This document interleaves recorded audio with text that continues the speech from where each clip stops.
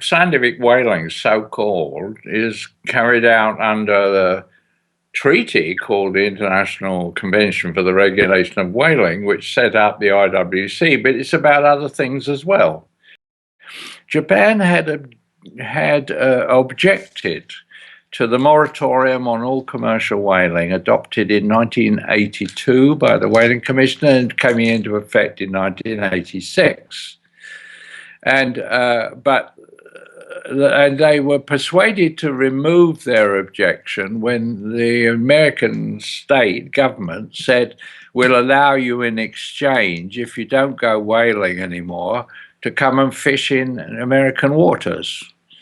And they did for a year. And then the Americans reneged on that agreement, and the Japanese went ahead and said, okay, then we'll go whaling and do it for science, so-called.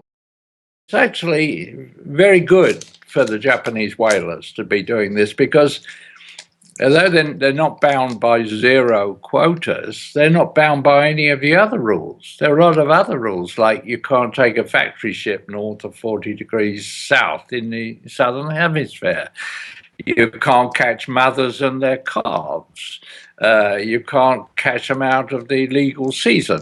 You can't catch them in sanctuaries, in protected areas. And they do all that, right? So they're not bound by any of the other rules, which is great for the whalers. Do exactly as they like, and it's legal. So we have the sanctuaries. We hope they'll be abided by. Most countries do, nearly all countries do, but Japan decided they're going to go ahead and hell with it. We Europeans were eating whales even before the Japanese. I mean, the Basques in Spain and France were doing commercial whaling in around 1100 AD, but traditions and cultures change, don't they? Most countries don't go whaling. The whaling countries don't go whaling anymore. For whatever reasons, maybe it's not good economics, maybe they've begun to see that it's an extremely cruel activity, which it is.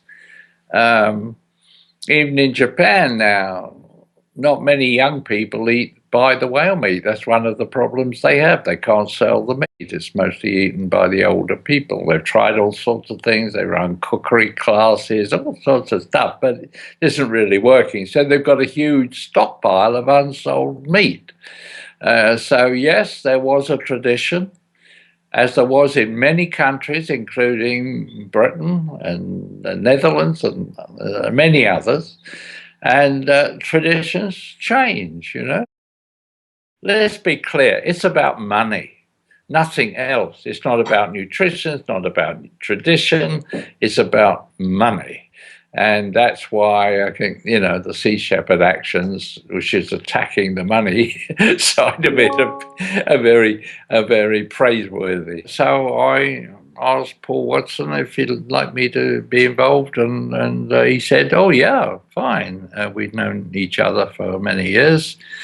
And so peacefully, I mean, it was like Mahatma Gandhi. Civil disobedience was the game, you know, interfere with what authorities and powers want to do and see if you can discourage them a bit. And that is what Sea Shepherd was doing. I thought I approved of Gandhi's getting the Brits out of India, and I thought, well, Paul Watson and his crowd can get the Japanese out of whaling, and so that's what's going on now. Now, they haven't succeeded in stopping it completely, but boy, they've so much sure you, Sea Shepherd, have made it difficult. It certainly is having Sea Shepherd's work is having a spiritual effect on people. I mean, everywhere I go, I hear people saying, hey, what Sea Shepherd's doing is great. It's about time someone stopped passing resolutions and making statements, but actually did something, and Sea Shepherd's trying to do it.